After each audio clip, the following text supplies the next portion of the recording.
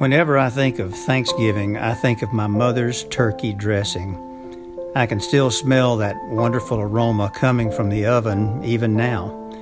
My mama was a good cook. She was raised as a country girl in a large family, and she learned to cook at her mother's elbow, and Thanksgiving was the day where she had to call on all her cooking skills. Turkey, potato salad, sweet potato souffle, biscuits, gravy, fresh green beans, white half runners if she could get them, fresh cranberry relish, orange jello salad with pecans, and on it went. And of course there was the best desserts imaginable, if you had any room left, that is. Homemade pecan pie, pumpkin pie, oh boy.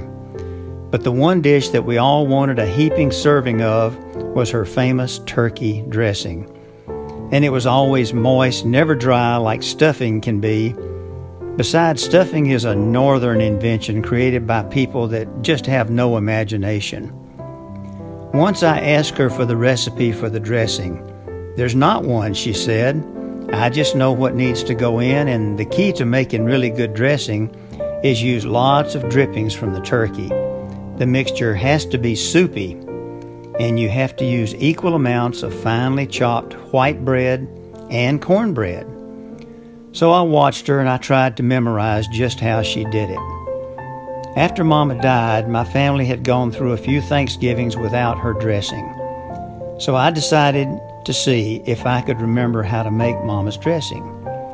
My wife Sue, who's a pretty good cook herself, helped out. We used 2 or 3 beaten eggs, lots of chopped onions and celery, cornbread, white bread, cooked turkey giblets, salt, pepper, real butter, and of course, those good turkey drippings. I mixed and I added, and I finally decided I had done my best, and it sure was soupy. I buttered several 1.5-inch deep glass baking dishes, poured the concoction in, added more butter on the top, and into a 350-degree oven it went. I noticed that the grandkids seemed to be watching this whole process. Now, it wasn't Mama's, but everybody agreed it was pretty good. And now for the fun part. On Thanksgiving morning several years ago, when my grandchildren were really young, they asked if they could help me make the dressing. Sure, why not? The youngest, Annabelle, had to stand on a chair, and John, the older of the two, was a typical messy boy, dripping the mixins all over the countertop. Annabelle fussed at him, but he just kept on being sloppy. They enjoyed it. So did I. The parents captured the moment by taking a few pictures. We eventually completed the task, with each grandchild creating their own dish of Thanksgiving dressing.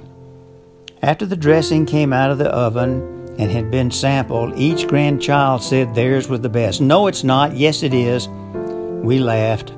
I have to admit, it was pretty tasty, all of it. As I recall, there were no leftovers. Every year since that first dressing making with the grandkids, we make a point of making the dressing together.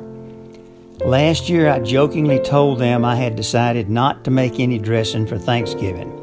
"No way," they shouted. "Why is that?" I asked. "Because," Annabelle explained, "making the dressing with Granddaddy is a Terry tradition. So we have to do it every year." And so we do. It's a family tradition. Mama would be proud. Pass the dressing, please.